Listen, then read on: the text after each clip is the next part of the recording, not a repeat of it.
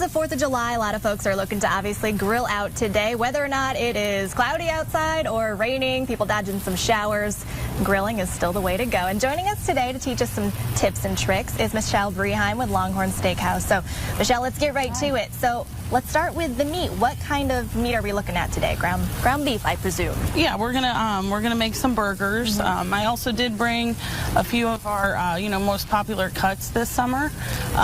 Right up front here, you're gonna have the New York strip. That's gonna be a very hearty, very lean steak. Behind that, we have our Flo's filet. That'll be our most tender, one of our most popular steaks that we have. Very good. Yeah. Okay, well, let's start with the ground beef. Okay, so in terms of what we're looking at, 80-20, I mean, the more juicy of a burger you're looking for, probably the more fat you're going to get, right?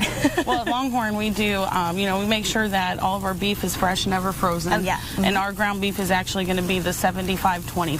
Ah, okay. So 75 lean meat and then 25% fat. Perfect. So what is going to go in this in terms of the seasoning today? Well, today we're just going to go ahead, we're going to make a couple patties, and then we're going to season with the salt and pepper.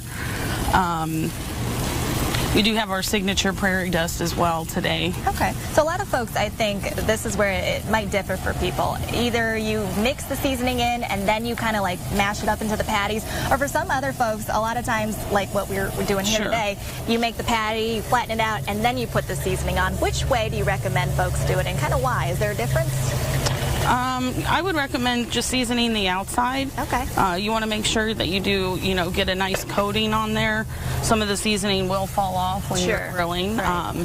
What will help with that is to make sure that you do oil your grill. Very important. Keeps the, your steaks or your burgers from actually sticking to the grill. And how thick are we talking about for the burgers out here today? Looks like maybe an inch and a half or so? Yeah, about an inch. Okay. Inch and a half. Looking good. Okay, so depending on obviously how you want your burger done, you could make it, maybe let's say we'll do medium well today and medium rare. How do you want to do it? Sure. Well, one of each. Yeah, we recommend about a medium for a nice medium burger. You're gonna you want to keep it on about 6 minutes on each side. 6 minutes, and then you're going to flip. Yeah. And that'll give you a nice medium burger. A little less if you're looking for more of a medium rare. A little bit more if you're more of a medium well done. Sure. Now, I know earlier in the newscast we were talking about a lot of people are just going to eyeball the color, but the temperature should actually be like 160 degrees when you stick the thermometer in. So that's something to keep in mind at home, just to make sure it's actually thoroughly cooked all the way through. Even with chicken, too, we want it. Oh, yeah. Want it hot. Yeah. And what do we have cooking over here right now? I've had some burgers started, so... So these are the same type of burgers? Yeah. Oh, wow. Okay, these look just a lot more, maybe round on the side. Okay. Yeah, so 6 minutes on each side. Now, I noticed we have some sides here today, too. Sure. What are we going to be making as far as sides? Or what have you already prepared, it looks like? Well, we've already prepared our finished steakhouse burger, which is going to be our 8-ounce burger seasoned with our prairie dust. Yeah. Perfect. And then we just added the American cheese, lettuce, tomato, and onion. Okay. And the corn, too. I know we made this last time. I think it's Memorial Day. But just for folks who maybe didn't catch it, grilling corn, how long are we going to be grilling?